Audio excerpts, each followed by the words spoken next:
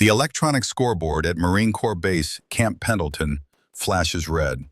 X after X after X. Failure painted in digital crimson across the afternoon California sky. Gunnery Sergeant Roland Kane stands with his arms crossed, watching his best shooters fail. 22 years he's run this range. 22 years of training Marine Scout snipers to be the finest marksmen in the world. And still, no one can break 70% on the Centurion string. The wind carries dust across the firing line. June heat shimmers off the concrete, turning the air into something visible, something that bends light and distorts reality. 100 targets at varying distances wait in the haze. Silent steel judges measuring competence against an unforgiving standard. 200 yards to 900 yards. Pop-up silhouettes, precision plates, moving markers barely visible through the mirage. Kane's jaw tightens as the final score posts, 67 out of 100. His best team, his finest students. 67 hits, 33 failures. The sound of boots on metal stairs cuts through the afternoon stillness. Colonel Thomas Ashford descends from the observation tower. 59 years old, silver hair cut high and tight, weathered face that's seen the Cold War's final gasps and Desert Storm's 100-hour ground war. His boots hit the range floor with deliberate steps, each footfall a countdown to a conversation Kane doesn't want to have. "Sergeant!" Kane snaps to attention. "Sir, 22 years running this course." Ashford's voice carries the weight of 3 decades in uniform. "No one's broken 70%. Not once. The standard is designed to push limits, sir. The Centurion string was never meant to be mastered." Ashford's eyes narrow.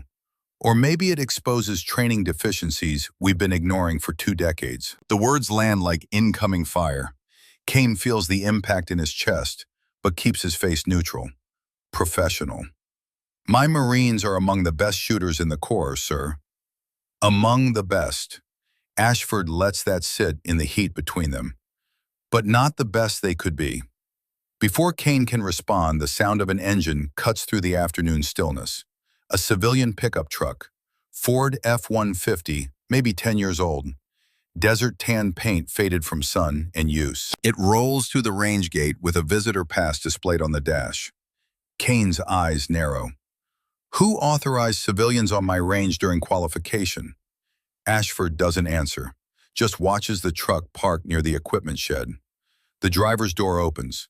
A woman steps out, late 20s, medium height, auburn hair pulled back in a simple ponytail. She wears a plain gray t-shirt, dark jeans, and hiking boots. No makeup, no jewelry, nothing that calls attention except the way she moves. Deliberate, economical, every step purposeful. She reaches into the truck bed and pulls out a single Pelican case, hard-sided, weathered black plastic, the kind that's seen real work. She carries it one-handed with the casual ease of someone who knows its exact weight and balance. Lance Corporal Owen Hartley, 23 years old and fresh from his second deployment, leans toward another Marine. "Who's that?" "No idea." His teammate shifts his rifle.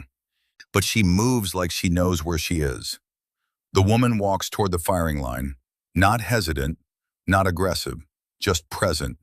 Her eyes sweep the range with the systematic pattern of someone trained to read terrain. She positions herself so her back isn't to any entrance.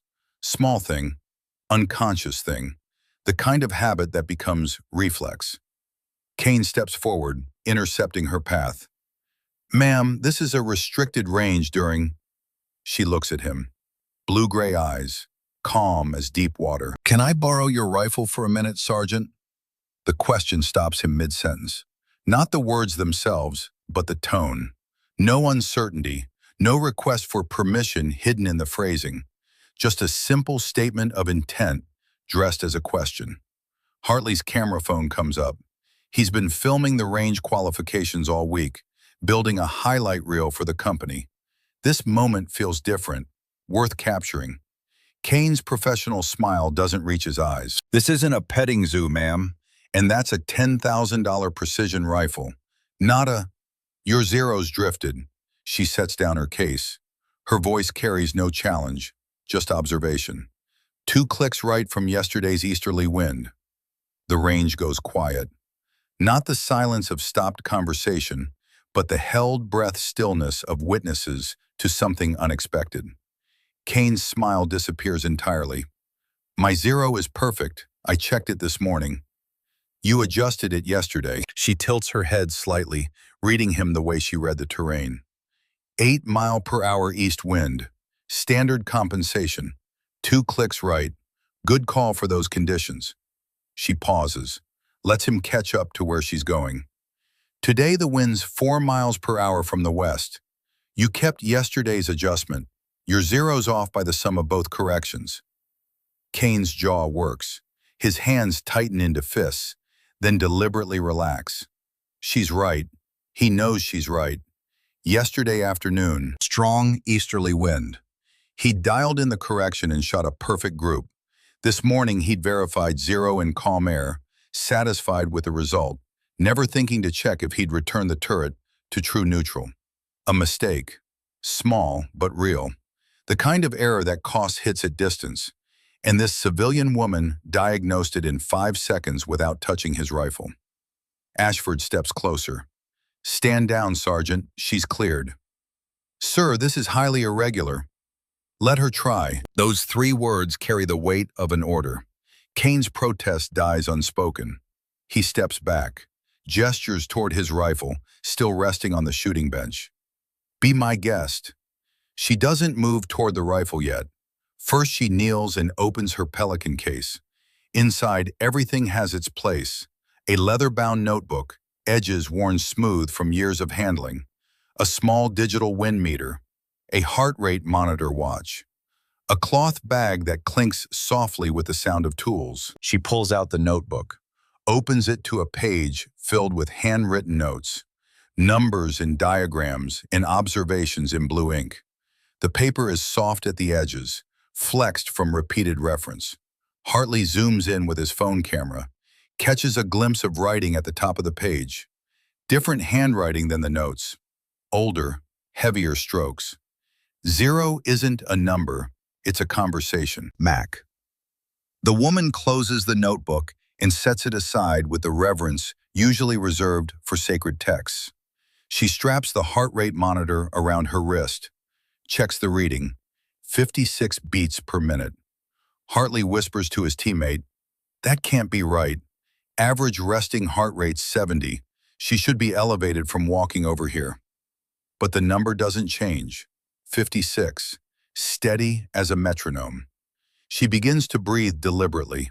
4-count inhale, ribs expanding visibly beneath her shirt. 4-count hold. 4-count exhale. 4-count pause. Then repeat, over and over. Her chest rises and falls with mechanical precision. Box breathing, the technique special forces use to control stress response. In for 4, hold for 4, out for 4, wait for 4. Simple, effective, hard to maintain under pressure. She makes it look effortless. Sergeant Garrett Wade watches from 20 feet away, 35 years old, hands scarred from an IED blast in Helmand Province, eyes that have seen things he can't unsee. He's been cleaning the same rifle for 10 minutes, running the bore snake through the barrel again and again, not because it needs it, but because the motion helps him think. He recognizes something in her movements, the ritualistic preparation, the deliberate calm. He's seen it before, long time ago. Different person, same philosophy. Mac. He says the name without meaning to, just a whisper, just a memory spoken aloud. The woman's head turns, just slightly, enough to acknowledge she heard. Garrett's throat works. Master Sergeant William Blackwood. He used to breathe like that before difficult shots. She stands, walks toward him, stops 3 feet away. Respectful distance. Professional distance. You knew Mac. He trained me. 2009, Iraq. Before he... Garrett trails off, doesn't finish the sentence. Before he what? before he quit, left the Corps, went civilian, and forgot what honor meant. Her expression doesn't change, but something shifts in her eyes, like a door closing or a weapon being loaded. Mac never forgot honor. Each word lands with precision. The Corps forgot him. He abandoned his Marines. He took shrapnel, saving his entire unit. Her voice stays level but carries an edge now, sharp enough to cut. Purple Heart, Bronze Star, medical discharge after Afghanistan, 2010. 3 pieces of metal in his back. One nicked his spine. She pauses, lets the truth settle.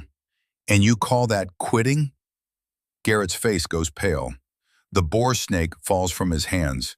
I didn't know. We were told he resigned, chose civilian life over... Over what? She doesn't raise her voice. Doesn't need to. Over a career ended by enemy action? Over a body that couldn't pass medical standards anymore? The truth has its own gravity. Mac gave everything. The Corps gave him a medical discharge and a pension. What did you give him? Silence, heavy and uncomfortable. Kane clears his throat. Ma'am, I don't believe we've been properly introduced. She turns. The edge softens. Catherine Reeves. Mac Blackwood was my teacher. Started training me when I was 16. Kept training me until he died 2 years ago. Died how? Kane's voice is gentler now. IED, Afghanistan, 2022. Civilian contractor training Afghan National Army. She looks at Garrett. Doing what he always did, teaching others to be better than they thought they could be. Ashford steps into the space between memories and the present moment. Miss Reeves, Sergeant Kane, perhaps we should proceed with the demonstration.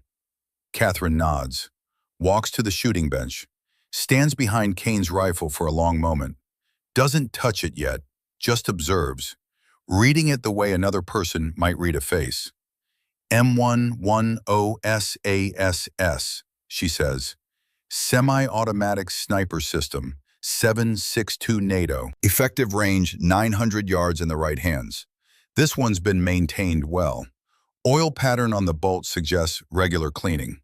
Wear on the handguard means it gets used, not babied. She reaches out. Fingers brush the scope adjustment turret.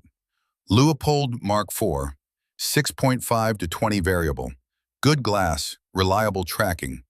Her thumb finds the windage knob. Currently set 2 clicks right of 0. Kane can't help himself. How do you know my 0 position? I don't. But I know yesterday's wind and today's wind. And I know what a good shooter would do in both conditions. She looks at him. You're a good shooter, Sergeant. You just forgot to undo your temporary fix. She makes the adjustment. 2 audible clicks left. The sound carries in the stillness like a bell ringing. Then she examines the rifle's layout. Stock length, cheek weld height, trigger position. She makes no changes. This isn't her rifle. She's borrowing it, not claiming it. May I?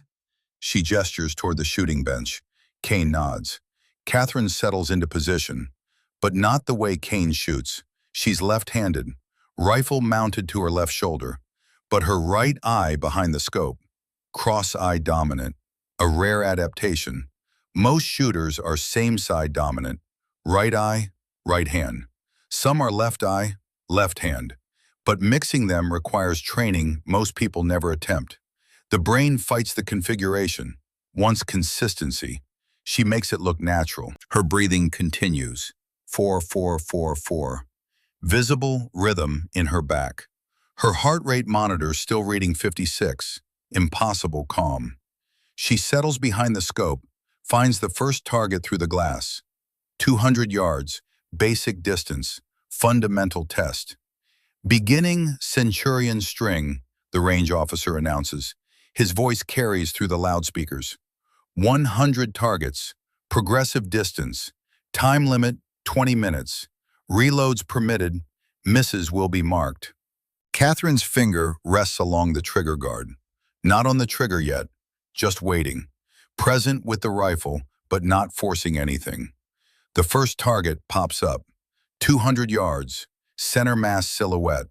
Her breathing slows. The 4-count cycle extends to 5, then 6. She's finding the natural pause between breaths, the moment when the lungs are empty and the body is still, the respiratory pause. That fraction of a second when the human body becomes a stable platform. Her finger moves to the trigger, finds the first stage, feels the wall, the point where pressure turns into commitment. She presses. The rifle reports. Sharp cracks splitting the afternoon. Brass ejects, arcing through sunlight, landing on concrete with a musical ping. Downrange, the target drops. Green light on the scoreboard. 1 for 1. She doesn't celebrate, doesn't acknowledge the hit, just transitions to the next target. Smooth bolt manipulation, chambering another round. Settling back into position. Target 2, 300 yards, smaller plate, harder wind read at that distance. She doesn't adjust the scope, no dialing. She's using the reticle's built-in holdovers, reading the wind through the mirage shimmer, making the correction in her head and applying it through point of aim. The shot breaks clean, another green light, 2 for 2. Hartley lowers his phone. She's not even breathing hard. Kane watches with professional intensity, cataloging everything. Her position, her trigger press, her timing, looking for the trick, the advantage, the explanation. What he sees instead is simplicity, no wasted motion, no fighting against the rifle's natural harmonics, no forcing the shot to break on her timeline. She's letting the rifle tell her when it's ready, and then she's agreeing with it. Target 3, 450 yards, angled, wind picking up slightly. The flags along the range show the shift. 3 miles per hour to maybe 5. Quartering from the left now. Catherine waits, watches the mirage. The heat waves rising off the sand create a visible distortion in the air, like looking through water. The mirage bends and shifts with the wind, creating patterns, language for those who know how to read it. She reads it, makes her hold, fires. Green light, 3 for 3. The crowd that's gathered, 20 Marines, some instructors, some students, all skeptical, begins to quiet. Not because she asked them to, because something in her performance commands attention. 10 targets, 10 green lights, no misses. Kane's arms unfold. He leans forward slightly. Professional curiosity becoming something else.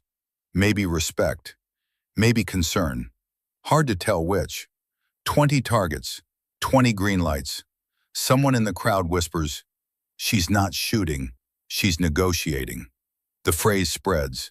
Marines nodding, understanding dawning. She's not imposing her will on the wind, in the rifle, in the target. She's finding the agreement point, the intersection where all variables align. 30 targets, 30 green. Ashford in the observation tower speaks into his radio, voice tight with controlled excitement. "Kane, are you seeing this?" "Yes, sir." Kane doesn't take his eyes off Catherine. "I'm seeing it. Is it real?" "I don't know, sir, but I'm watching it happen. 40 targets, 40 green lights, no misses. No hesitation, just consistent, precise, overwhelming competence. The 600 to 800 yard plates appear. Longer distances. Wind has more time to act on the bullet. Gravity pulls harder. Mirage becomes less reliable. These are the shots that separate good shooters from great ones. Catherine manages the elevation using her reticle's ladder markings. Internal reference points, no turret adjustments needed. One target appears at the edge of effective range. She waits, half a wind cycle, then favors 2 mils left. The sound of metal striking metal carries across the range, clear as a bell. Center mass impact. The crowd inhales collectively, not quite believing, not quite ready to hope. 50 targets, 50 green lights. Kane's expression shifts from skeptical to intrigued. He's been teaching marksmanship for 2 decades. He knows what good shooting looks like. This is something beyond that. This is artistry. Every shot placed with the confidence of someone who knows the outcome before the trigger breaks. 60 targets, 60 green. 70 targets, 70 green. She passes his record. 67 was the best his team could manage. She's at 70 now and still climbing. Garrett watches with something like pain in his eyes, recognizing the style, the philosophy, the approach. Mac's teaching made visible in this woman he's never met before today. 80 targets, 80 green lights. Hartley has given up filming.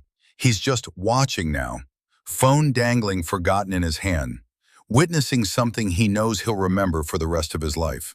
90 targets, 90 green. Catherine's face shows light perspiration now. One drop forms at her temple, tracks down, falls precisely when she closes the bolt, missing her eye because she positioned her sweatband strategically. Even her sweat is controlled. 95 targets, 95 green lights. The range officer checks his equipment, making sure the scoring system isn't malfunctioning. Everything shows green. Everything is accurate. She hasn't missed. Not once. 99 targets, 99 green lights, one target left. The final challenge. 900 yards, maximum effective range for the M110 system. At the edge of the rifle's capability, in the cartridge's performance envelope. The target pops up, barely visible through the scope, even at maximum magnification. Heat shimmer makes it dance in the glass. The wind has picked up to 9 miles per hour. Gusting, inconsistent, the worst possible conditions for the most important shot. Catherine doesn't rush. She watches, breathing maintained. 4, 4, 4, 4. Heart rate still reading 56. She reads the wind flags, reads the mirage, reads the rhythm of the gusts. Wind isn't random. It has patterns, cycles, high points and low points, waves of pressure moving across terrain. She waits for the wave to pass. 5 seconds, 10 seconds, 15. The target will stay visible for only 4 seconds total. She's used most of that time waiting. 1 second left. The wind lulls, not calm, just less. A micro reduction in the gust, from 9 miles per hour to maybe 7. She fires in that half-second window. The bullet travels. Time seems to suspend. 900 yards is over half a mile. The bullet takes more than a full second to arrive, dropping 40 inches from boreline, drifting in the wind, fighting gravity and air resistance and every force of nature. Then impact. The steel plate rings, clear and pure. Center mass hit at maximum distance in difficult wind. Target 100 drops. Green light illuminates on the scoreboard. 100 targets, 100 hits. Perfect score, 0 misses. Silence falls across the range. Absolute, complete. The kind of silence that precedes thunder. 5 full seconds pass. No one moves. No one speaks. 20 Marines stand frozen, processing what they witnessed. Then chaos, eruption of voices, disbelief, shock, respect, fear, confusion, all of it tumbling together in a wave of sound. Hartley's phone falls from his hand, clatters on concrete. That's not possible. That's literally not possible. The range officer rushes to verify telemetry data, reviews camera footage frame by frame, checks hit locations on each target. Everything confirms. All verified. Center mass or better. Time within parameters. 0 misses. Not one. He looks up from his screen like he's reading data that shouldn't exist. All confirmed. 100 for 100. Perfect Centurion string. First in Marine Corps history. Kane's hands shake. Just slightly. Just enough to see if you're watching for it. 22 years running this range. 22 years telling Marines that perfection is impossible. That the Centurion string is designed to be unbeatable. That 67% is excellent performance. And this civilian woman just made him a liar. Ashford descends from the observation tower. His boots hit the steps with deliberate rhythm, each footfall measured, controlled. The walk of a man processing information that doesn't fit his understanding of the world. He stops in front of Catherine. She's standing now, calmly clearing the rifle, checking the chamber, setting it safe, treating the weapon with the same respect she showed at the beginning. Miss Reeves, Ashford's voice carries the weight of 37 years in uniform. I need an explanation. Catherine sets the rifle down gently, like thanking it for cooperation. Your range record shows yesterday's wind was 7 to 10 miles per hour from the east. Standard adjustment would be 2 clicks right. This morning, wind is 4 miles per hour from the west. The zero needed to come back left. Sergeant Kane is an excellent shot. He just didn't readjust for new conditions. She pauses, meets Ashford's eyes. It's not criticism, it's technical observation. Kane steps forward. The distance between them decreases. Tension could go either way. His pride is wounded, his methods questioned, his competence challenged. He extends his hand. Teach me. Catherine takes it. Firm grip, professional. Mac's first lesson. Listen longer than you shoot. Ashford watches the exchange, calculating. Miss Reeves, my office. We need to talk. Yes, sir. Sergeant Kane, secure the range. Dismiss the students, then join us. Yes, sir. The crowd begins to disperse, slowly, reluctantly, still processing, still struggling to accept what they witnessed. Garrett approaches Catherine, stops a respectful distance away. Ma'am, his voice catches. I spoke without knowledge earlier, about Mac. I'm sorry. Catherine studies him, reading past the words to the man behind them. What's your name, Sergeant? Garrett Wade. Recognition flickers in her eyes. Mac wrote about you, letters he sent me from Afghanistan.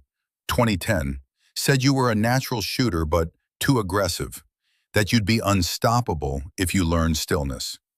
Garrett's throat works. He never told me that. He died before he could finish teaching you. Catherine's voice softens just slightly. He didn't give up on you, Sergeant. War took him before the lesson was complete. She reaches into her case, pulls out a photograph, hands it to Garrett. The image shows a man in his 50s, strong jaw, weathered face, eyes that have seen combat and come back different. Master Sergeant William Blackwood in full dress uniform, metal ribbons covering his chest, Purple Heart, Bronze Star, Combat Action Ribbon, the accumulated proof of a life spent in service. Written across the bottom in black marker, Mac's handwriting, same style as the note in Catherine's journal. Stillness is strength. Teach them this. Mac. Garrett's hands tremble holding the photograph. May I keep this? Mac would want you to have it. Ashford clears his throat. Miss Reeves, we have that meeting. Catherine follows him toward the headquarters building. Kane falls in step behind them. The three of them walking across the range like figures in a painting. The instructor who thought he knew everything. The commander whose learning he knows less than he believed. And the woman who just rewrote the record books with borrowed equipment in a dead man's teaching. The office is simple. Desk, chairs, filing cabinets, American flag in the corner, photographs on the wall showing Ashford's career, Cold War operations, Desert Storm, Iraq, Afghanistan. 3 decades of service compressed into framed memories. Ashford sits, gestures for Catherine and Kane to do the same. Miss Reeves, I'm going to be direct because we don't have time for anything else. He leans forward. I didn't bring you here to show off. I brought you because we're failing. Catherine listens, doesn't interrupt. These Marines, Ashford taps his desk, my Marines, the finest scout snipers the Corps can produce. They plateau at 70%. We've tried everything. New equipment, enhanced training, extended qualification courses. Nothing works. 70% seems to be the ceiling. He leans forward. You just shot 100% on a course designed to be impossible. using borrowed equipment you'd never fired before, in front of witnesses who will testify to what they saw. Pause. Mac's methods work, Catherine says simply. Master Sergeant Blackwood's methods were never officially adopted by the Corps. They were considered unconventional. They were considered threatening, Catherine corrects, gentle but firm. Mac taught partnership with conditions. The Corps teaches domination of them. Different philosophies, different results. Kane shifts in his chair. The words land close to home. Ashford nods slowly. Which brings me to why you're here, Miss Reeves. Will you teach these Marines? Will you show them what you know? Will you help us break through that 70% ceiling? Catherine is quiet for a long moment, considering, weighing. I'm not military. I've never served. I'm not qualified to instruct Marines. You just set a Marine Corps record. You're the most qualified person on this base. I'm qualified to shoot. That doesn't mean I'm qualified to teach. Mac taught you. Ashford's voice carries certainty. And Mac was the best instructor I ever saw. If he believed in you enough to pass his knowledge forward, that's qualification enough for me. Catherine looks at Kane. What do you think, Sergeant? Kane takes a breath, swallows his pride, chooses honesty. I've been teaching marksmanship for 20 years. I thought I knew everything worth knowing. You just showed me I was wrong. He meets her eyes. I'd be honored to learn from you, ma'am. Mac's methods aren't easy, Catherine warns. They require unlearning as much as learning, letting go of control, trusting the process more than the equipment. I'm willing, Kane says. Ashford stands, extends his hand across the desk. 2 weeks, trial period. You teach my snipers. Show them Mac's methods. If we see measurable improvement, we formalize the program. You get a civilian contract, fair compensation, full autonomy over curriculum. Catherine takes his hand. 2 weeks, but I need something from you. Name it. This isn't about me. This is about honoring Mac. Everything I teach gets credited to him. His name, his legacy, his methods. I'm just the messenger.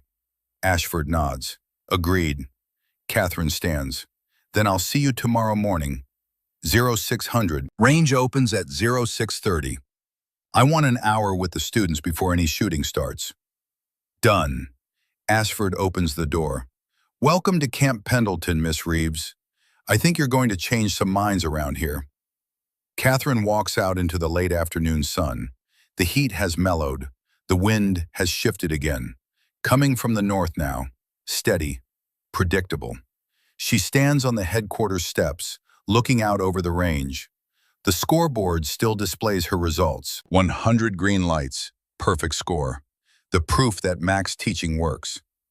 Garrett approaches, still holding the photograph. Ma'am, I need to ask. His voice breaks slightly. Mac's letters, did he forgive me?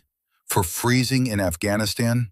For the mistake that cost him his career? Catherine turns, sees the pain in his eyes, the guilt he's carried for 14 years. Mac never blamed you, Sergeant. He blamed himself for not teaching you stillness before the moment you needed it most. His last letters to me were full of regret, not for taking the shrapnel, for not finishing your training before war interrupted. Garrett's eyes redden. I thought he hated me, thought he quit because of what I did. He protected you. That's what Mac did. He protected people, even when it cost him everything. Catherine puts her hand on Garrett's shoulder. Brief contact, human connection. Tomorrow morning, be at the range at 0600.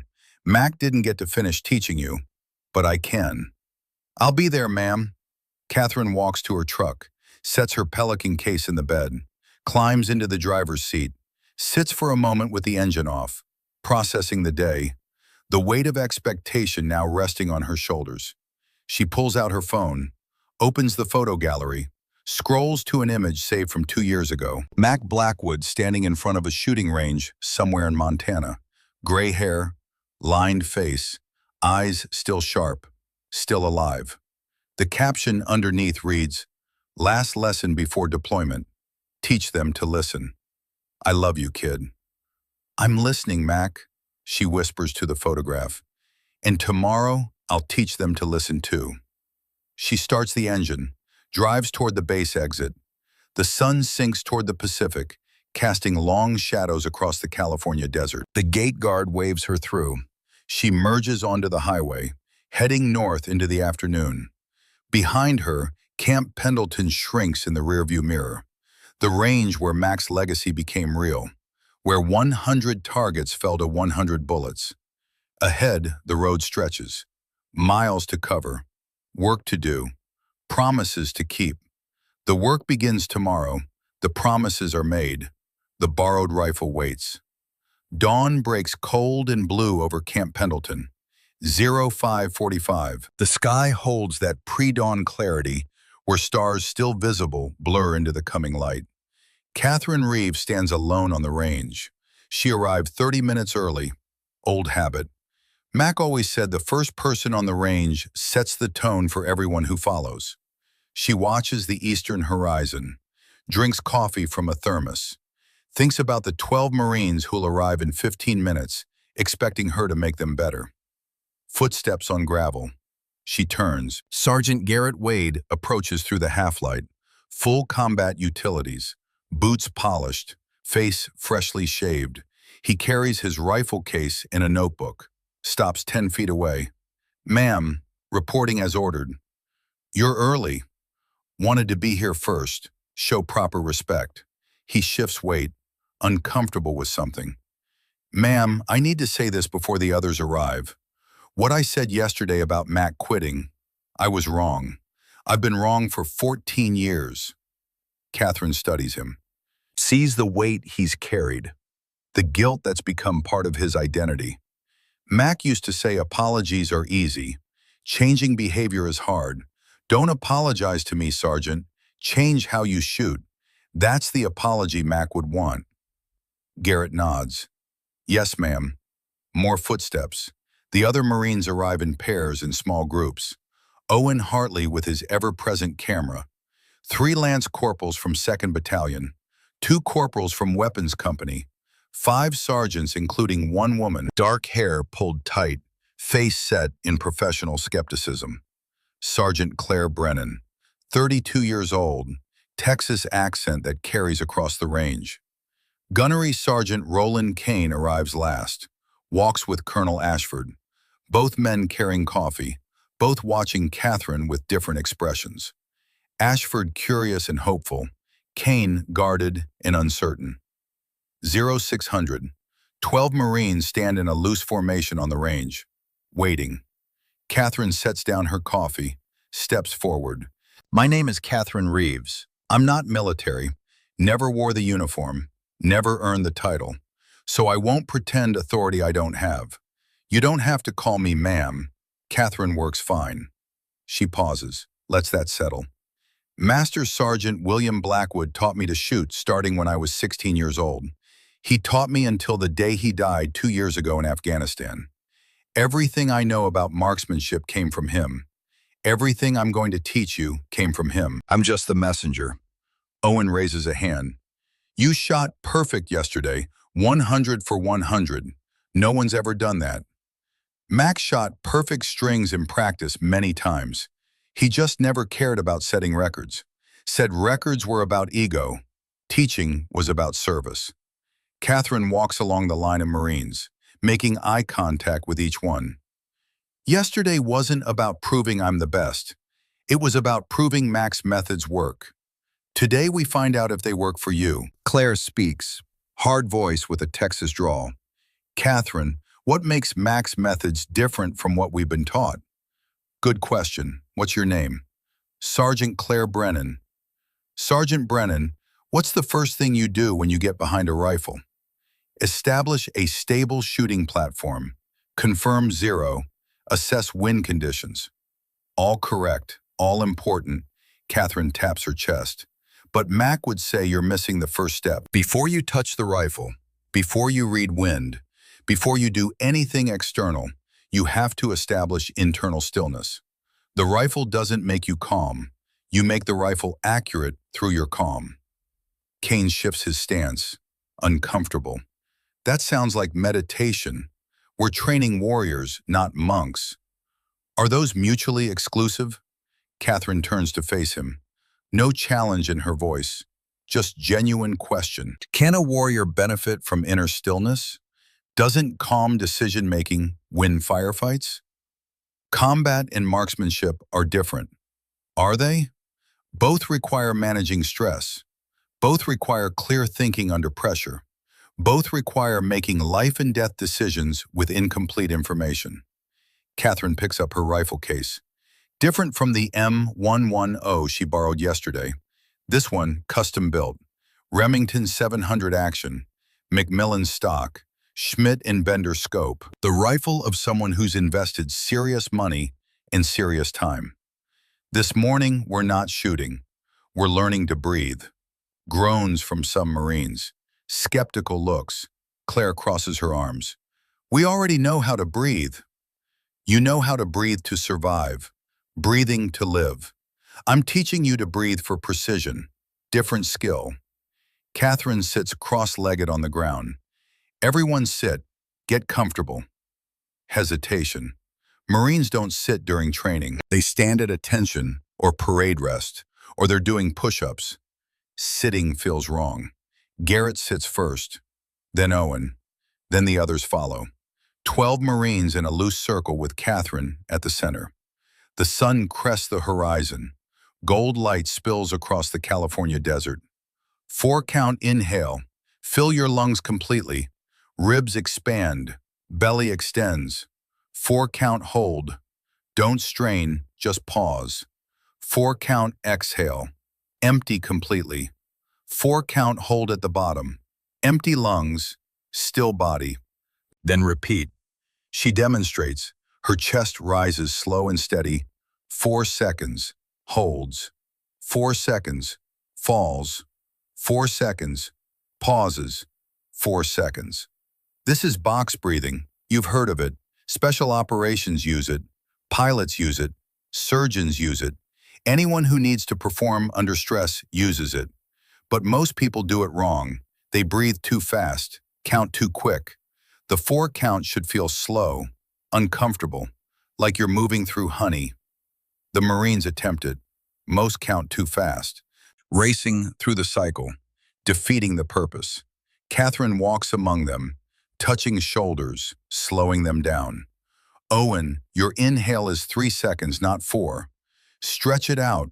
Claire, you're holding tension in your jaw. Relax. Garrett, better, but your exhale is forced. Let it fall naturally. 5 minutes of breathing. Some Marines get frustrated, want to move, want to do something active. This feels passive, weak. Stillness isn't weakness.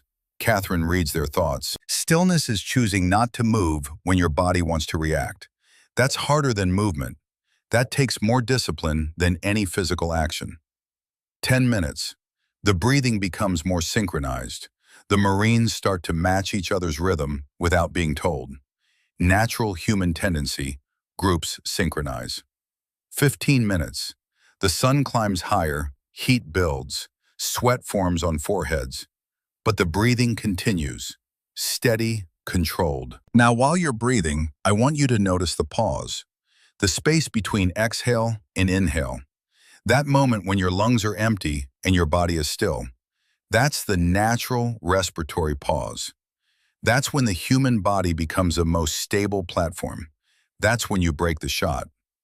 Kane speaks without opening his eyes. We teach that. Shoot at the respiratory pause. You teach the concept. Mac taught the experience.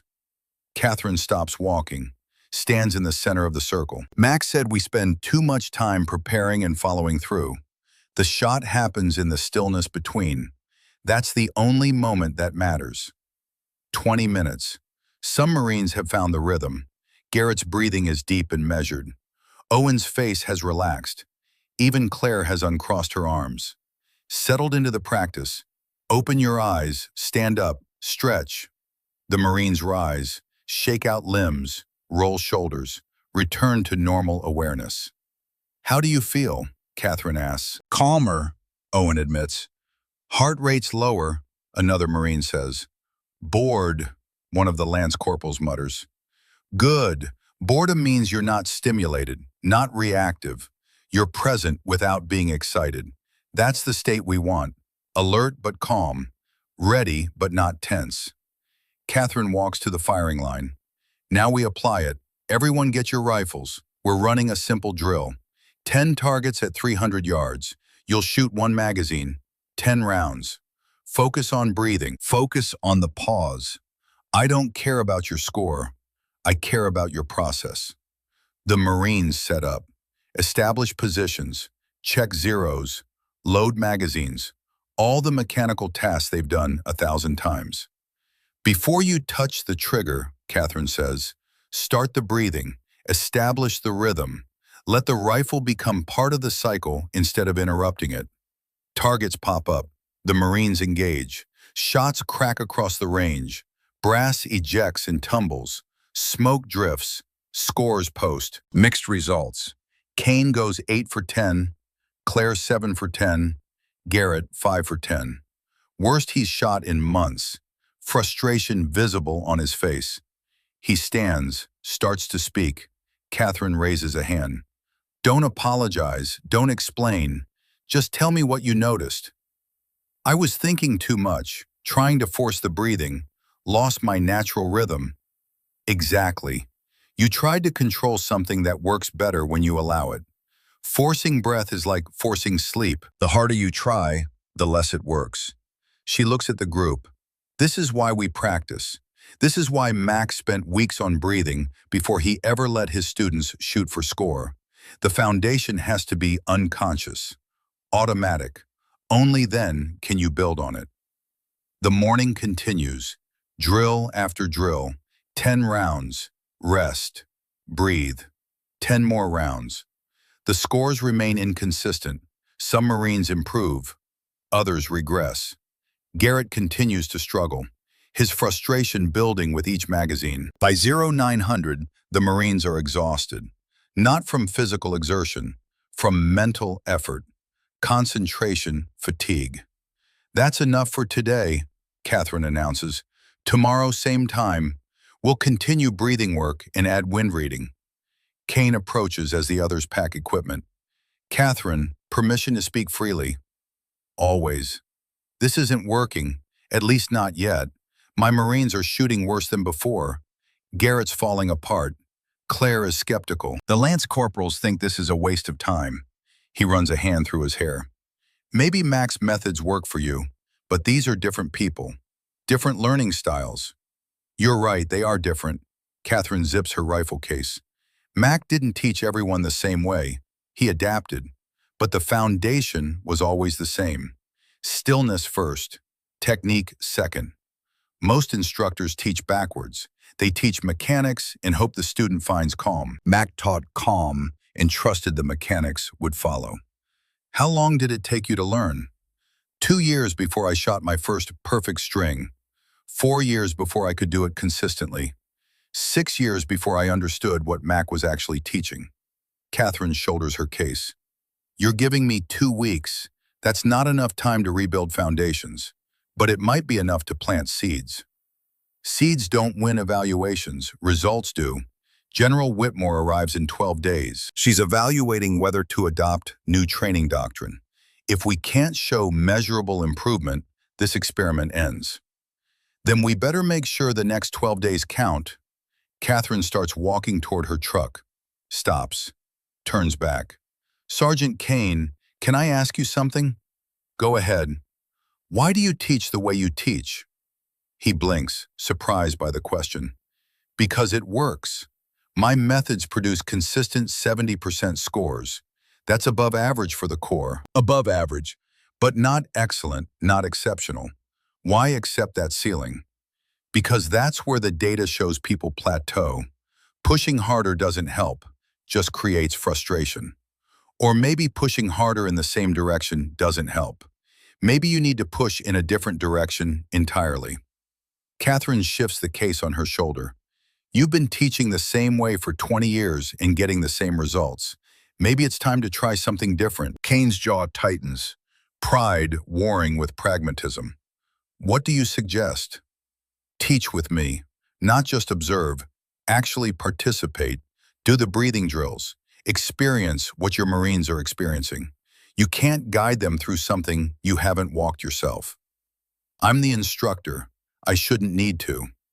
Mac practiced basic drills every single day, said the day he stopped being a student was the day he stopped being qualified to teach. Catherine meets his eyes. Join us tomorrow, not as the senior instructor, as a student. Learn Mac's methods from the inside, then decide if they're worth teaching. She walks away before he can respond, leaves him standing on the range with the morning sun climbing higher and the question hanging in the air. Garrett approaches.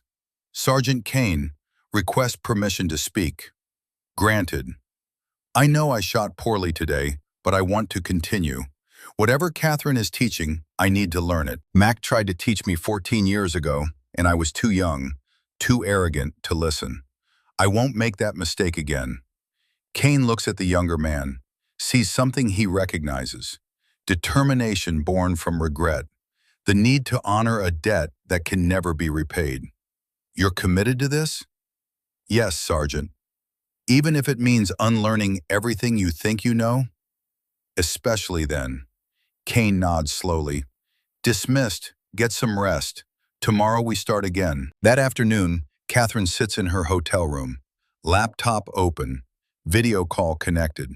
The face on screen belongs to Rebecca Blackwood, 34 years old, Mac's daughter, living in Montana with her husband and 2 kids.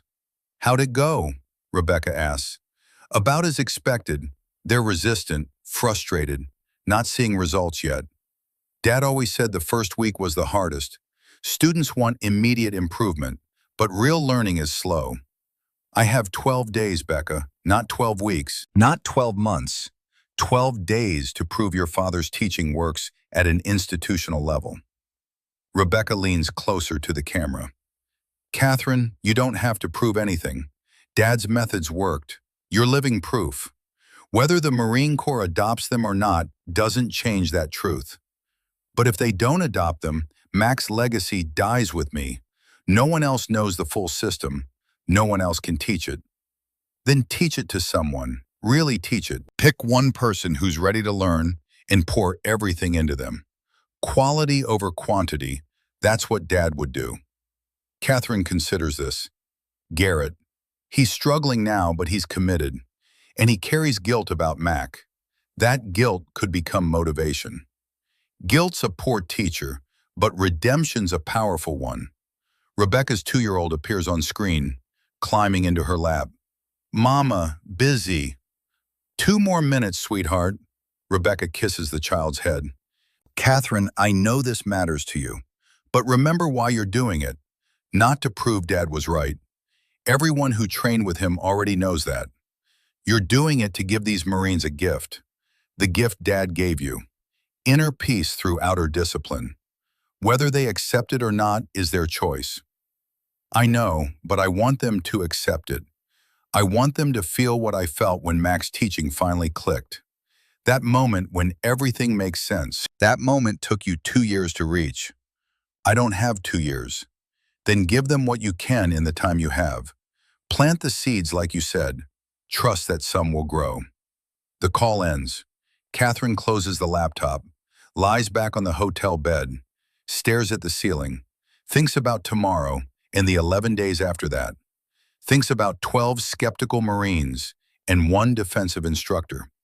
Thinks about Mac and the promise she made to honor his teaching. Her phone buzzes. Text message from unknown number. This is Kane. I'll participate tomorrow. As a student, fair warning, I'm a terrible student. Stubborn, opinionated, set in my ways. Catherine types back. Mac's favorite students were the stubborn ones, said they pushed back hard enough to test whether the teaching was real. See you at 0600. She sets the phone down, closes her eyes, begins the breathing. 4 count in, 4 count hold, 4 count out, 4 count pause. Finding the stillness, the place where stress can't reach. The foundation Mac built in her over years of patient instruction. Tomorrow she'll try to build that same foundation in others. In 12 days instead of 12 years. Impossible odds. But Mac never taught her to avoid difficult challenges. He taught her to approach them with calm determination. Day 2 arrives with unexpected cloud cover, rare for June in Southern California. The overcast sky creates different light conditions, softer shadows, more challenging mirage reading. The Marines gather at 0600, everyone present, everyone early. The habit has taken root. They arrive before required time and begin breathing practice without being told. Small victory, the kind Mac would notice and celebrate quietly. Kane steps forward before Catherine can begin. Before we start today, I want to share something. My first Centurion string, I shot 42%, failed spectacularly, embarrassed myself in front of my peers. Took me 3 years of consistent practice to break 70, 5 years to hit 80, and I've never shot higher than 89. The Marines listen, surprised, their unflappable instructor admitting weakness. I'm telling you this because I want you to know struggle is normal. Progress is slow. And the distance between where you are and where you want to be is crossed through patient repetition, not dramatic breakthrough. He looks at Garrett. Sergeant Wade, you're shooting 67%, same score you posted 6 months ago. I know that's frustrating, but I also know you're building a foundation that will support improvement once the psychological barriers come down. Trust the process. Garrett nods. Something shifts in his expression. Relief, maybe, or permission. Hard to tell which. Catherine takes over. Today we're doing something different. No drills, no scoring, just shooting for the experience. I want you to engage targets and notice what you feel. Not what you think, what you feel. Fear, confidence, doubt, certainty, all of it. Name the emotion and then let it pass like weather. She sets up a simple course. 20 targets at varying distances. Each Marine shoots alone while the others observe. No pressure, no judgment, just practice. Claire goes first, connects on 16 out of 20, 80%, solid performance. When she's done, Catherine asks, "What did you feel?" Anxiety on the long shots, confidence on the close ones, frustration when I missed. Good, you noticed. Tomorrow we'll work on sitting with the anxiety instead of fighting it. Owen shoots next, 17 out of 20, 85%. I felt rushed, like I needed to shoot faster than I actually did. The clock was only in your mind, no one was timing you. I know, but the pressure was real anyway. Real, but invented. Tomorrow we'll practice shooting outside time. One by one the Marines shoot. One by one they name their feelings. Kane reports calm focus but underlying fear of failure. One Lance Corporal admits he felt nothing at all, just mechanical execution. Claire cries after her string, overwhelmed by the permission to acknowledge emotion in a military context. Garrett shoots last, gets behind the rifle, starts his breathing. 4-count rhythm, perfect technical execution. Settles into the scope, finds the first target, and freezes. 10 seconds pass, 20, 30. The rifle trembles slightly. His breathing becomes irregular. The 4-count rhythm collapses into shallow gasps. Sergeant Wade, Catherine's voice calm, steady. What do you feel? Terror, his voice barely audible. Pure terror. Of what? Of failing again. Of being that 20-year-old who couldn't pull the trigger when it mattered. You're not 20. You're 35. You're not in Helmand. You're in California. The target downrange isn't an enemy. It's just steel. And missing it doesn't cost lives. I know that intellectually, but my body doesn't believe it. Then let your body feel what it feels. Don't fight the terror. Acknowledge it. Thank it for trying to protect you, and then shoot anyway. Garrett's breathing steadies slightly, still irregular but less panicked. He finds the natural pause, the stillness between breaths, presses the trigger, miss. The round impacts dirt 2 feet right of target. He chambers another round, breathes, shoots, miss, high and left. Third attempt, breathing more controlled now, the terror still present but not controlling him. Hit, green light, the steel rings. Something releases in Garrett's shoulders. Tension he's carried for 14 years. Not gone completely, but loosened. Acknowledged. Brought into the light where it can be addressed. He shoots the remaining 19 targets. Connects on 12. 63%. Worse than his practice scores. But different. Honest. Real. When he stands, his face is wet with tears. He doesn't hide them, just lets them fall. I felt everything, he tells Catherine. All of it. The fear, the shame, the grief for Mac, the anger at myself, all of it at once. And I shot anyway. That's courage, real courage. Not the absence of fear, but action despite it. Garrett nods, sits with the group. The other Marines make space for him. Physical and emotional. This is new territory for all of them. Vulnerability in a military context. Emotion acknowledged rather than suppressed. The session ends. No one rushes to leave. They sit in the morning air, processing, integrating, becoming something slightly different than they were an hour ago. Days 3 through 6 blur together. A pattern emerges. Morning breathing, target practice, emotional awareness. The scores fluctuate wildly. Garrett drops to 52%, career worst. Claire falls to 68, Owen to 63. Only Kane shows improvement, 73%, then 78, then 84. But something else is happening beneath the numbers. The Marines are changing, softer around the edges, more willing to help each other, less competitive, more collaborative. Catherine watches from the observation tower, sees what the scores don't show. Foundation being built.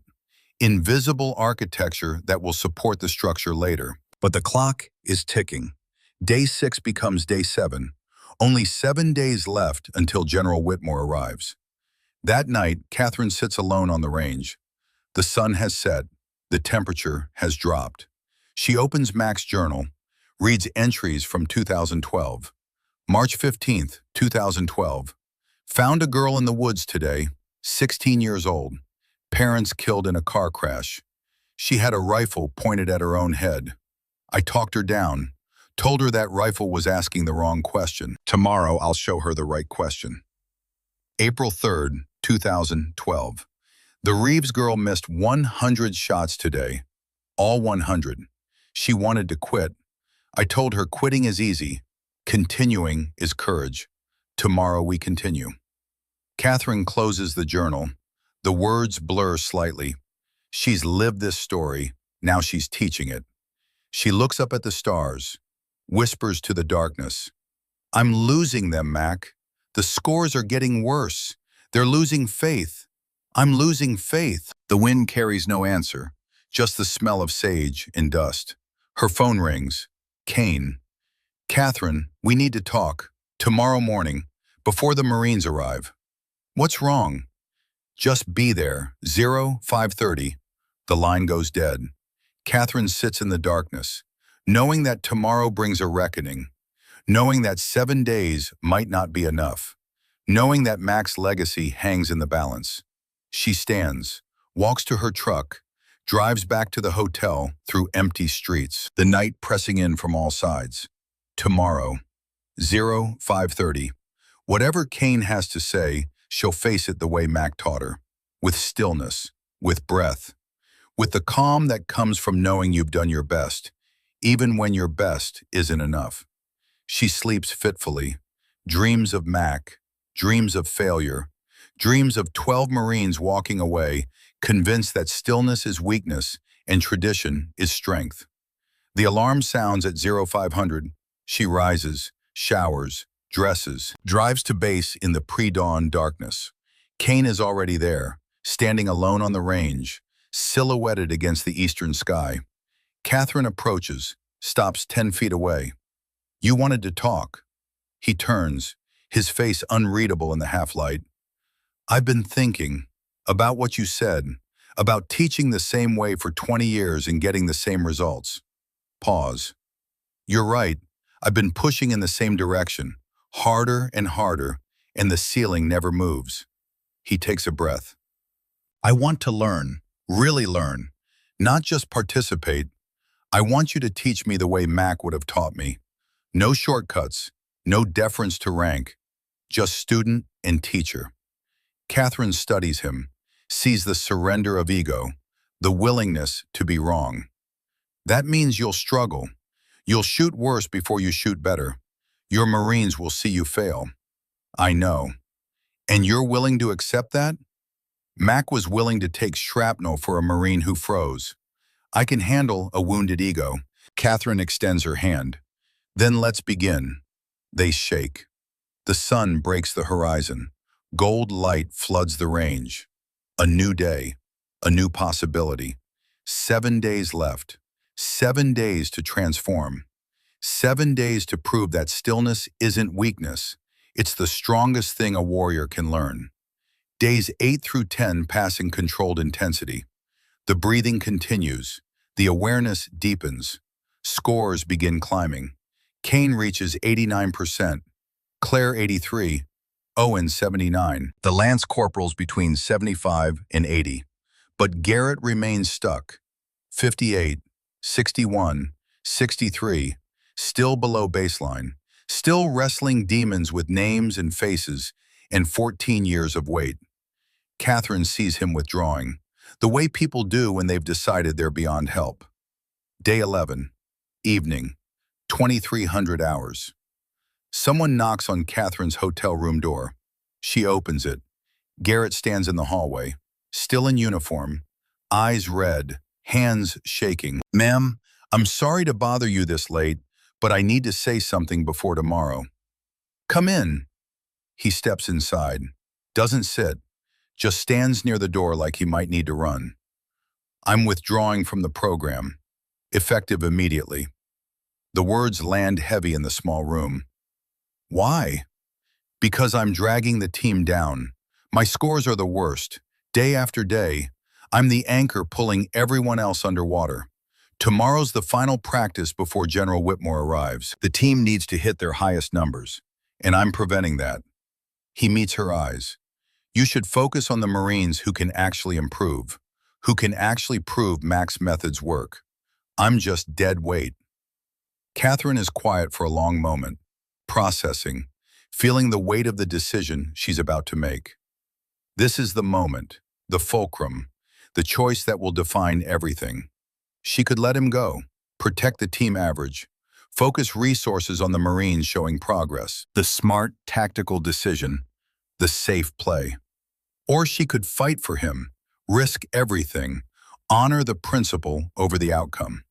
She thinks about Mac, about the letters he sent from Afghanistan, about the Afghan soldiers he died teaching, men who would never be elite, never set records, never make anyone's highlight reel, but Mac taught them anyway. Because teaching wasn't about producing excellence, it was about offering possibility.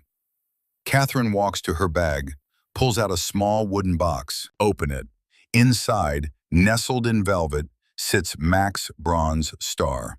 The medal he earned covering Garrett's position in Helmand Province. The decoration that came with the shrapnel, the tangible proof of sacrifice. She lifts it carefully, holds it out to Garrett. Mac died teaching Afghan soldiers who'd never be elite. He died in a training exercise. An IED that shouldn't have been there. Killed him and 2 of his students instantly. Garrett stares at the medal. Doesn't take it. The night before he deployed, he wrote me a letter. Want to know what it said? Garrett nods. Can't speak. He said, I'm going back to teach people who'll never be the best, who'll never set records, who'll never make anyone proud except maybe themselves. And that's enough. That has to be enough. Because legacy isn't built through excellence. It's built through the stubborn refusal to give up on people everyone else has written off. Catherine presses the metal into Garrett's hand, closes his fingers around it.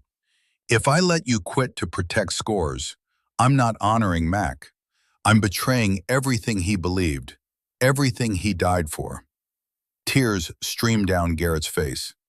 Why are you doing this for me? Because Mac did it for me. Catherine walks to the window, looks out at the darkness. I know what it's like to be written off, Garrett, to carry weight that never lightens. She turns from the window. Mac found me when I was 16, broken. My parents had just died. I had a rifle and a plan to use it on myself. Garrett stands frozen, listening. Mac stopped me, not with speeches about hope or purpose. He just said, "That rifle's answering the wrong question." Then he taught me to breathe, told me we'd practice until I could shoot one perfect group. Then I could decide again.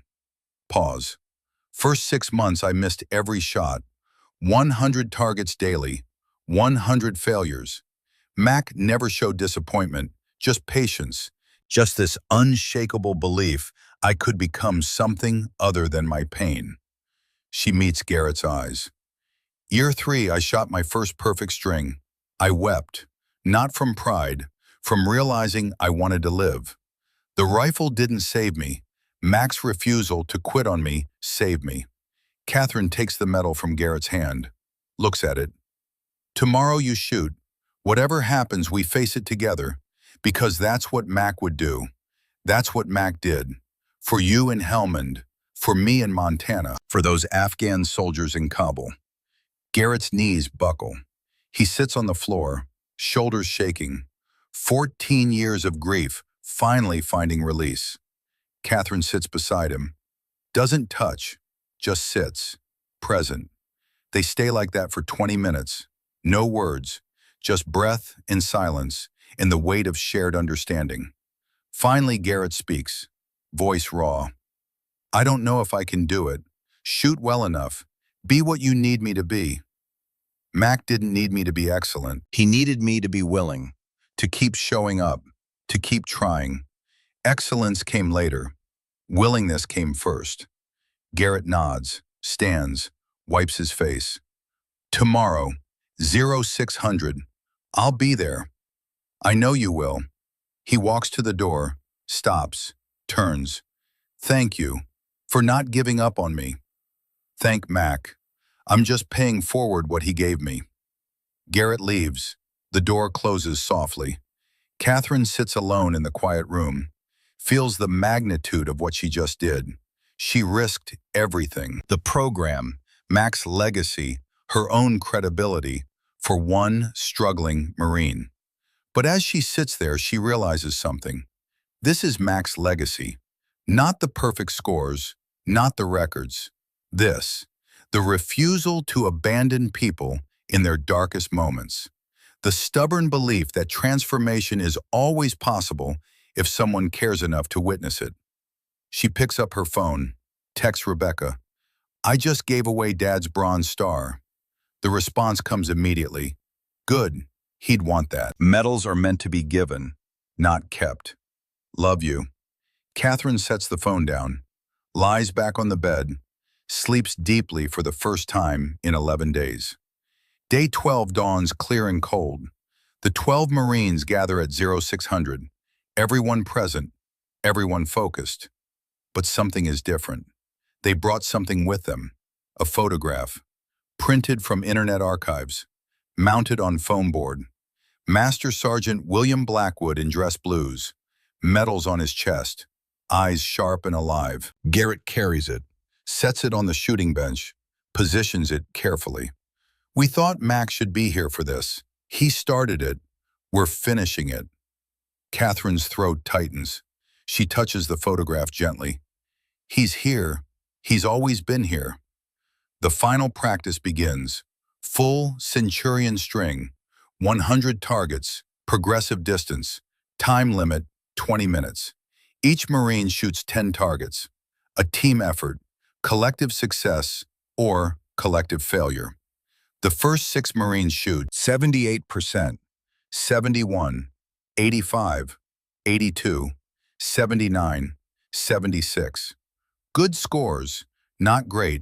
Average so far, 78.5%. Kane steps up, breathes, shoots. 9 out of 10, 90%. His best ever. Claire follows. 8 out of 10, 80%. She hugs Owen after. Competition replaced by community. Owen shoots. 7 out of 10, 70%. But he's smiling. The number doesn't define him anymore. 2 more Marines. 84%, 87%. Then Garrett. Targets 91 through 100. The final 10, 600 to 900 yards. Maximum pressure, maximum distance. He settles behind the rifle. Touches Mac's bronze star in his pocket. The weight of it grounding him. Reminding him he's not alone. Has never been alone. Begins breathing. 4 count. The rhythm Mac taught. The rhythm Catherine reinforced. The rhythm that's become part of his body's language. Heart rate monitor shows 95 beats per minute. High, but dropping. 90, 85, 80. He finds the scope, acquires the first target. 600 yards. The distance that's haunted him for 11 days. Breathes, finds the pause, the stillness between heartbeats. Shoots. Miss. The round impacts low and left. Dirt spray visible through the scope. Gasps from the watching Marines. This is it, the moment he'll collapse. The confirmation that he can't do it. But Garrett doesn't collapse. He chambers another round, breathes, smiles slightly, like he's sharing a joke with someone no one else can see. Shoots, hit, green light. The steel rings clear across the range. Target 93, 700 yards. Wind gusting. He reads the mirage, waits for the lull. Shoots, hit. Target 94, 750 yards. Hit. Target 95, 800 yards. Complex wind, multiple layers moving different directions. He waits. 15 seconds. 20. Finding the moment when the patterns align. Shoots. Hit. The crowd realizes something. He's not just shooting, he's embodying Mac's teaching. Every shot a conversation with conditions. Every breath a negotiation with fear. Target 96, 850 yards. Hit. Target 97, 850 yards. Moving target. Hit. Target 98, 900 yards. Maximum distance. Heat shimmer intense. He waits. 30 seconds. The longest pause yet. Everyone holding breath. Then he shoots. Hit. Target 99, 900 yards. Angled. Wind shift mid-flight. Miss. But he just breathes. Chambers. Continues. Target 100. Final target. 900 yards. Gusting wind. The culmination of 14 years in 12 days. Garrett touches the photograph of Mac. Whispers something no one else can hear. Breathes. Finds the pause. Shoots. The bullet travels. Time suspends. Over half a mile of distance. 40 inches of drop. Wind pushing and pulling. Impact. Center mass. Hit. 8 out of 10. 80%. Not perfect, but transformed. Garrett stands. Tears streaming. Turns to Catherine. Salutes. Not military protocol. Just respect. Student to teacher. Broken to healer. Catherine salutes back. Max sees you, Garrett. He's so proud. The team score posts. 87.3%. Massive improvement from 68% baseline. But short of the 95% threshold, General Whitmore needs to approve full adoption. The Marines embrace anyway. Because the numbers don't tell the story, the transformation does. That night, Catherine sits alone in her hotel room. Tomorrow, General Whitmore arrives. Tomorrow, the reckoning comes. She's done everything she can, planted every seed, taught every lesson, poured out everything Mac gave her. And it might not be enough. Her phone rings. Ashford. Catherine, small change for tomorrow. General Whitmore is arriving at 0600 instead of 0800. She wants to observe morning training, not just the final demonstration. Understood. One more thing. She specifically requested to participate in the breathing exercises, to experience the methodology firsthand. Catherine processes this. She's evaluating the teaching, not just the results. Apparently, get some rest. Tomorrow matters. The line goes dead. Catherine lies back, stares at the ceiling, thinks about Mac, about his letters, about his philosophy. Scores are shadows. Process is substance. She sleeps. Day 13, 05:45. Catherine arrives at the range to find the 12 Marines already there, already breathing, already practicing. They've claimed this, made it theirs, not because she forced them, because they chose it. At 0600 exactly, a black SUV arrives. Brigadier General Barbara Whitmore steps out, 56 years old, silver stars on her collar, 3 decades of service etched in her bearing. She moves with contained authority, every gesture purposeful. Ashford greets her, renders proper respects. General, thank you for making time for this evaluation. Colonel Ashford, I'm interested to see what all the reports are about. A civilian instructor producing unprecedented results in less than 2 weeks. That's either brilliant innovation or statistical anomaly. I believe you'll find it's the former, ma'am. Catherine steps forward, renders a civilian approximation of respect. General Whitmore, Catherine Reeves, thank you for your time. Whitmore's eyes are sharp, assessing, reading Catherine the way Catherine reads wind. Miss Reeves, I've reviewed your record. 100% on the Centurion string. Impressive. But I'm not here to evaluate you. I'm here to evaluate whether your methods produce replicable results with ordinary Marines. Understood, ma'am. Show me what you've built. The demonstration begins, but not the way Catherine planned.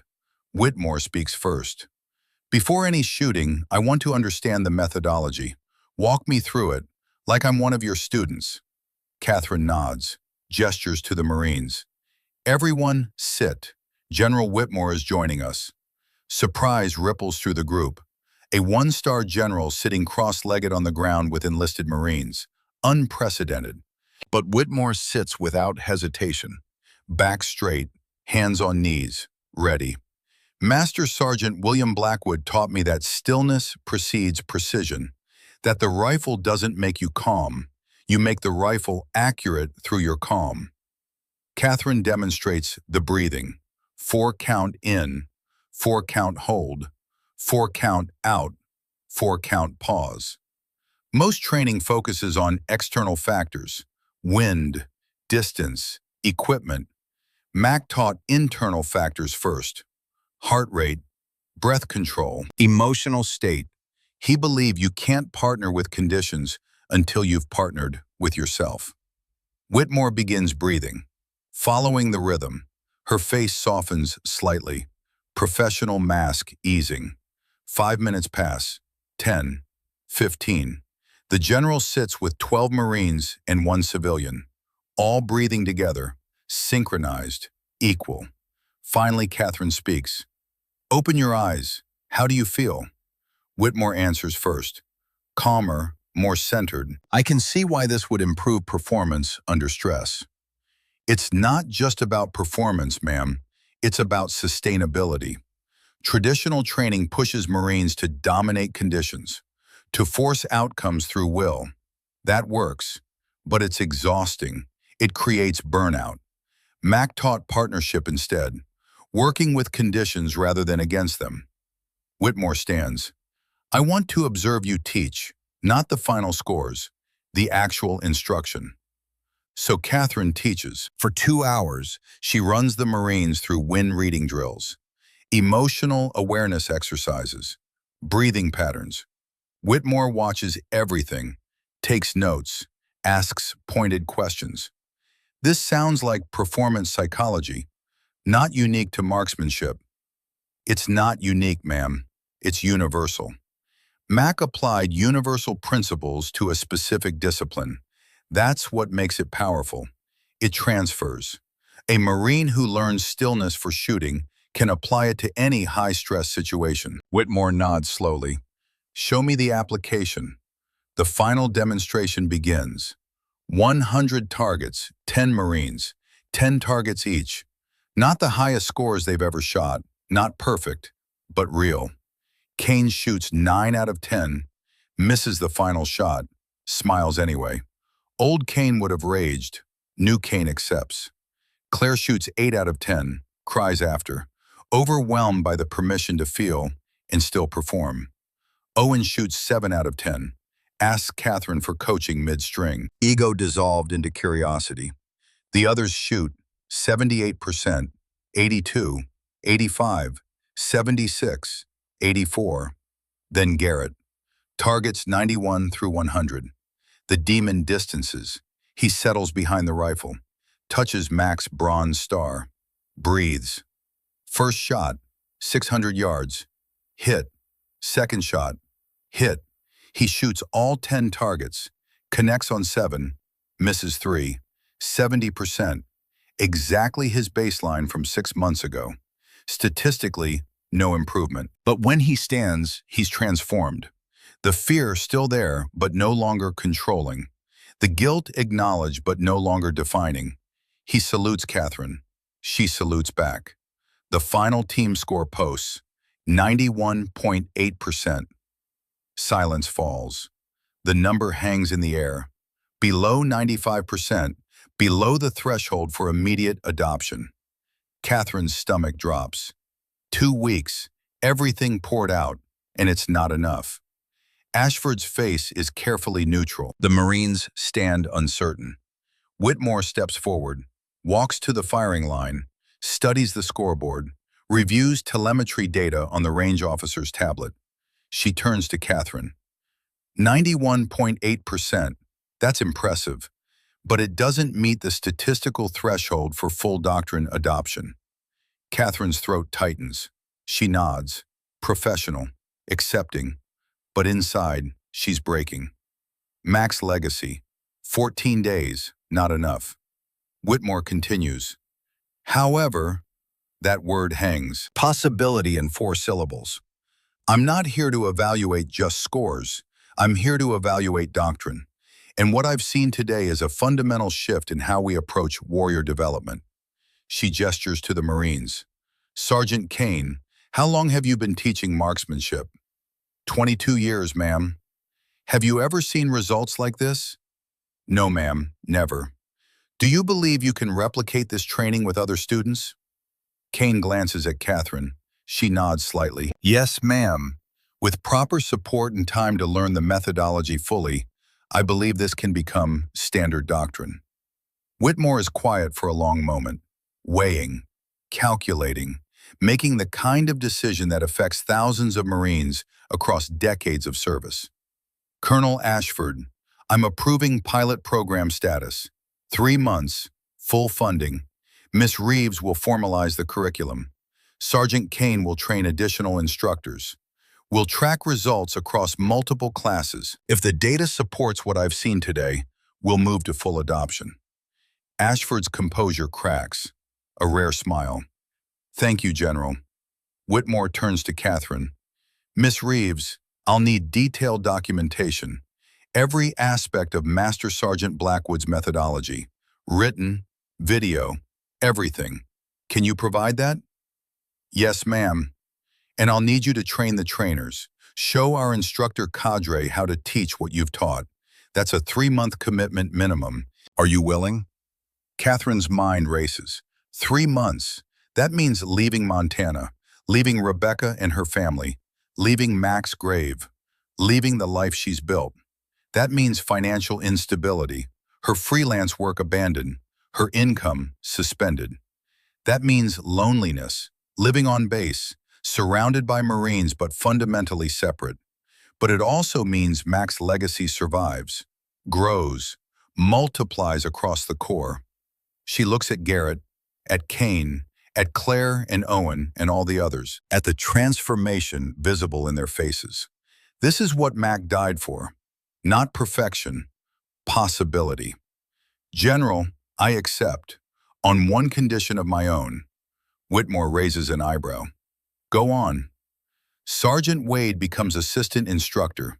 He embodies the transformation. He can teach from experience, not just theory. Garrett's eyes go wide. Ma'am, I'm not qualified. I'm still... Catherine cuts him off. Mac wasn't qualified when he started teaching. He became qualified by teaching. You will too.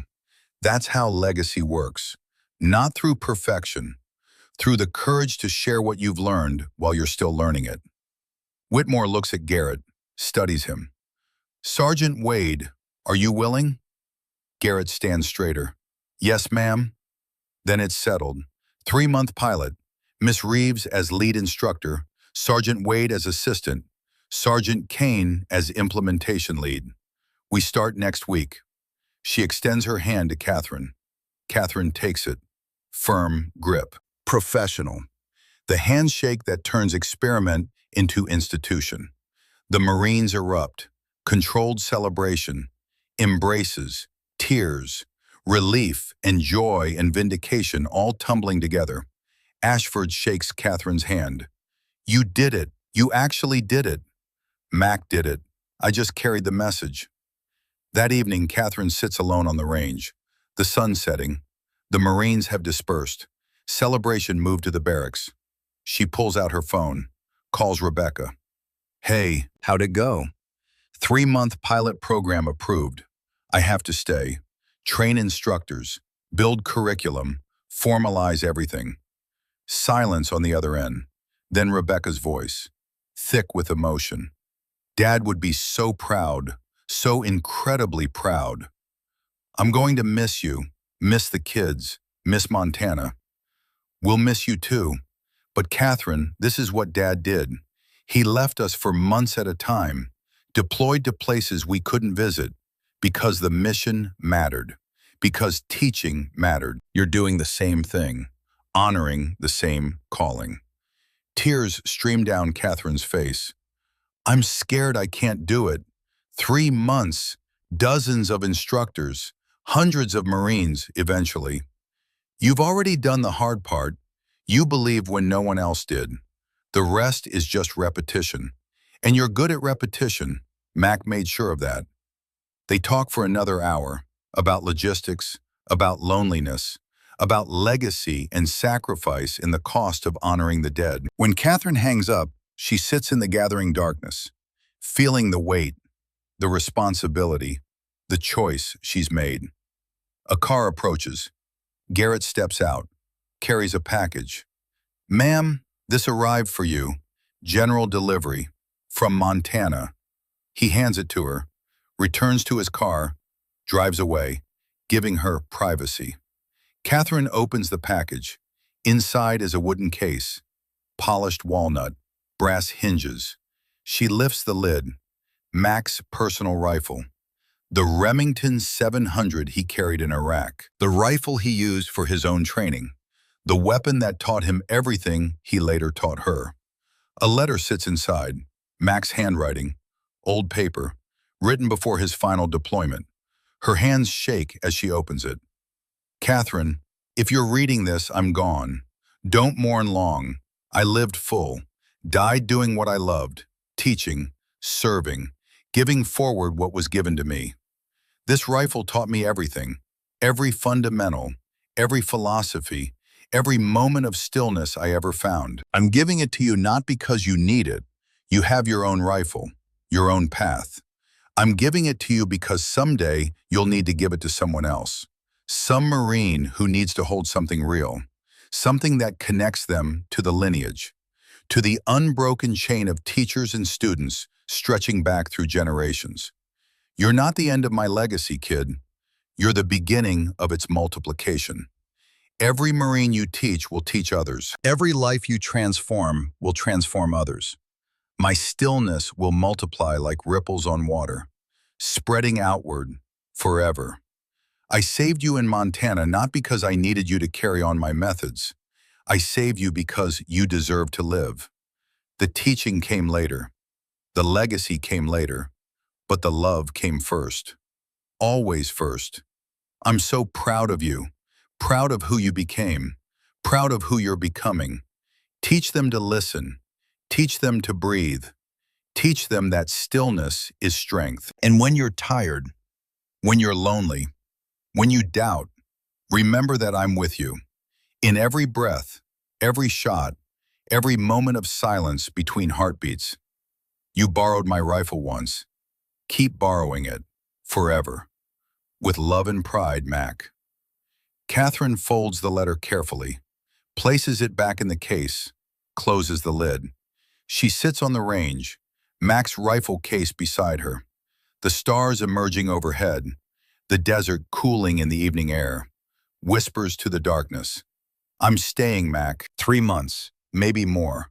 I'm going to teach them, all of them, the way you taught me, with patience, with presence, with the stubborn refusal to give up. The wind carries no answer, just the smell of sage and possibility. She stands, carries the case to her truck, drives back to base housing, her new home for the next 3 months. 3 months later, Catherine stands in the observation tower, watching Class 4 run the Centurion string. Garrett leads the instruction. Kane supervises. 30 Marines shooting. The scoreboard updates in real time, averages climbing. 92%, 94, 95, 96.2. Class 4 averages 96.2%, the highest recorded average in Marine Corps history. Garrett's teaching methods are gentle, patient, exactly what Mac would do. Catherine's phone buzzes. Email from Garrett, subject line, "We're multiplying." She opens it. "Ma'am, just finished training my first class using Mac's methodology. Average score, 96.2%. More importantly, average heart rate during shooting dropped from 91 beats per minute to 71 beats per minute. We're not just shooting better, we're living better.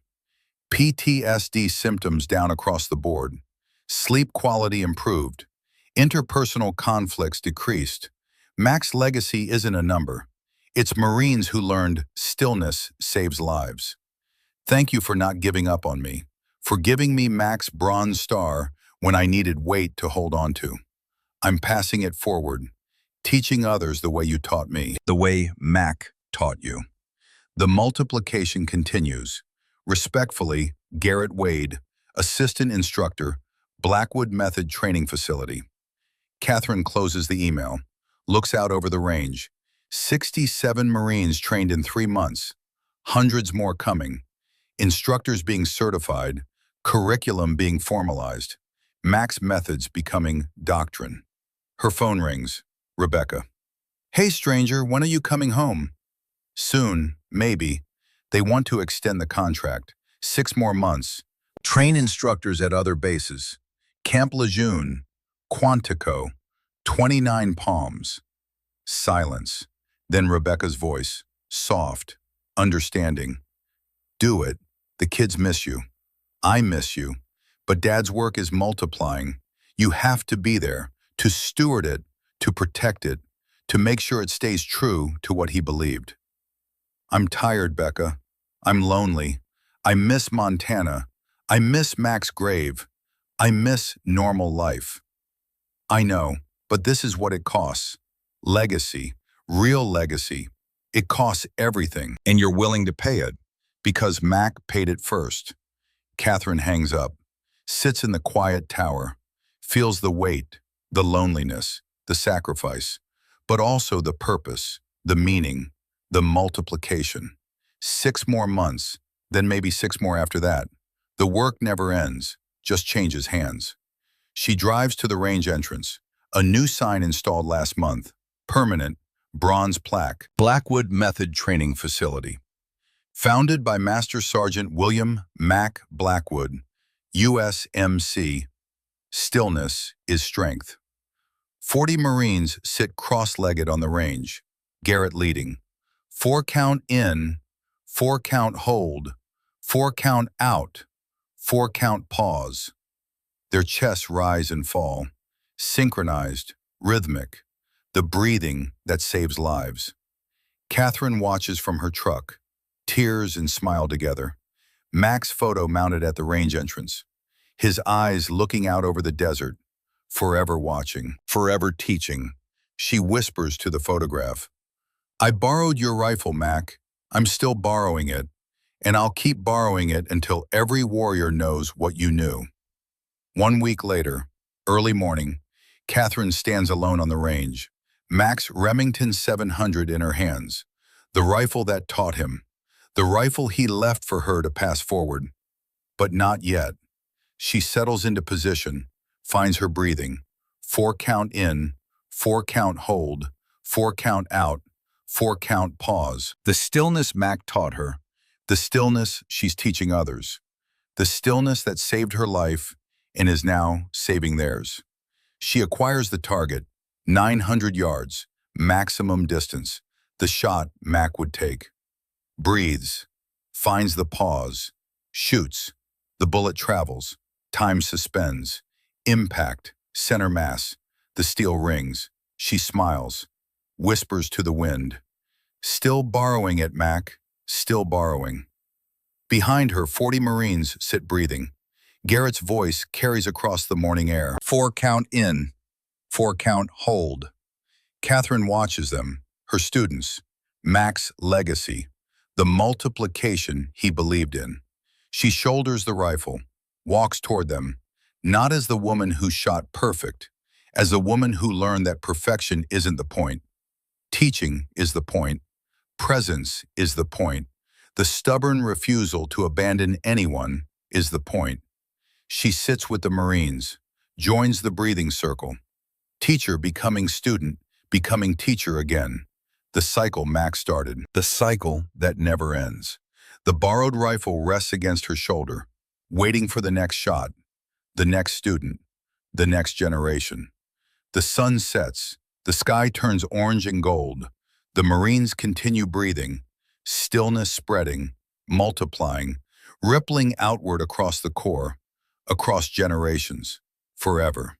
Catherine drives away, not toward Montana, toward the next base, the next class, the next group of Marines who need to learn that stillness isn't weakness. It's the strongest thing a warrior can hold. Mac's legacy, not in trophies or records, in transformed lives, in multiplied peace, in the stubborn, beautiful refusal to give up on anyone. 2 clicks changed a zero. 2 weeks changed 12 lives. 2 decades of teaching will change thousands. The work continues. The multiplication spreads. The borrowed rifle passes forward, forever.